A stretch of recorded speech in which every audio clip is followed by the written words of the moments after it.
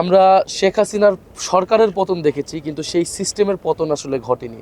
আমরা এই কথাটাই বলছি, সেই সিস্টেমের পতনটা ঘটাতে হবে। যে সিস্টেম দুর্নীতিবাজদের প্রশ্রয় দেয়, সেই সিস্টেম মাফিয়াদের সমর্থনে টিকে থাকে, যেই সিস্টেম সমাজে বৈষম্য তৈরি করে রাখে, যেই সিস্টেম মানুষের মানবিক মর্যাদা নিশ্চিত করতে পারে না, যেই সিস্টেম বৈদেশিক শক্তির কাছে নতজানু হয়ে থাকে, দেশের মর্যাদা নিশ্চিত করতে পারে না। ফলে এই সিস্টেমের হয়তো রাজনৈতিক নেতৃত্ব ছিল আওয়ামী লীগ গত 16 বছর, সেই রাজনৈতিক নেতৃত্ব সরে গিয়েছে। এখন আমরা দেখতে পাচ্ছি আরেকটি দল সেই রাজনৈতিক নেতৃত্বের জায়গায় আসতে চাচ্ছে, সেই সিস্টেমটাকে টিকিয়ে রাখতে চাচ্ছে।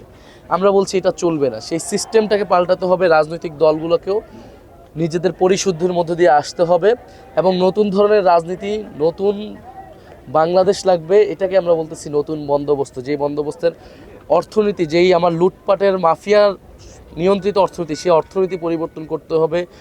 বৈষম্যহীন ইনসাফ ভিত্তিক অর্থনীতি তৈরি করতে হবে। আমাদের সংস্কৃতির মধ্যে যে বিভাজন আমরা দেখেছি, সেই বিভাজন দূর করতে হবে। আমাদের ধর্মীয় স্বাধীনতা, আমাদের সকল ধর্ম এবং সম্প্রদায়ের সাংস্কৃতিক অখণ্ডতাটা নিশ্চিত করতে হবে। আমাদের নারীদের অধিকার নিশ্চিত করতে হবে। এবং ঐতিহাসিকভাবে আমরা বলেছি যে 1947 সালের যে ব্রিটিশ বিরোধী লড়াই, উপনিবেশ বিরোধী লড়াই, এবং 1971 সালের মহান মুক্তিযুদ্ধ এবং 2024 সালের যে গণ অভ্যুত্থান, এটাকে আমরা একই সাথে দেখি, একই ধারাবাহিকতা দেখি। এবং এই বঙ্গীয় জনপদের যে একটা সভ্যতাগত আকাঙ্ক্ষা রয়েছে, ইতিহাস রয়েছে, সেই ইতিহাস এবং আকাঙ্ক্ষাকে ধারণ করতে হবে। এবং সবচেয়ে গুরুত্বপূর্ণ আমরা বলতেছি যে নাগরিক মর্যাদা নিশ্চিত করতে হবে, নাগরিক অধিকার নিশ্চিত করতে হবে, দায়িত্ব এবং দরদের রাজনীতি তৈরি করতে হবে। ফলে এই সকল আকাঙ্ক্ষা নিয়ে আমাদের নতুন দল, আমরা মানুষের কাছে যাচ্ছি, জনতার দুয়ারে যাচ্ছি। আমাদের ভুল ত্রুটির কথা বলছি, সীমাবদ্ধতার কথা বলছি, কিন্তু আমরা একটা জিনিস বলছি যে আমাদের সৎ নিয়ত ছিল। আমরা কখনো আপোষ করিনি, আমরা কখনো লোভ করিনি।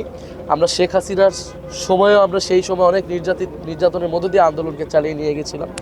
গণ অভ্যুত্থানের পরে বারবার আমাদেরকে নানাভাবে আমাদের বিরুদ্ধে প্রোপাগান্ডা করা হয়েছে। যে এস্টাবলিশমেন্ট সে কোনোভাবেই চায় না এই যে ছাত্র বা তরুণ একটা শক্তির উত্থান ঘটুক।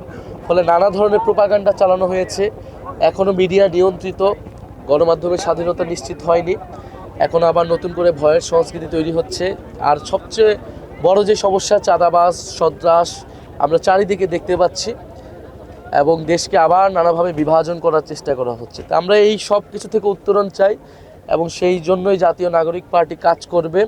এবং জুলাই যে পদযাত্রা, সেই পদযাত্রা আমরা অকণ্ঠ সমর্থন পাচ্ছি মানুষের কাছ থেকে। আমরা যেখানে যাচ্ছি মানুষ আমাদেরকে ভালোবাসা দিচ্ছে, দোয়া দিচ্ছে, আশীর্বাদ দিচ্ছে। এবং আমরা বিভিন্ন জায়গায় মানুষের স্বতঃস্ফূর্তভাবে মানুষের অংশগ্রহণ আমরা দেখছি।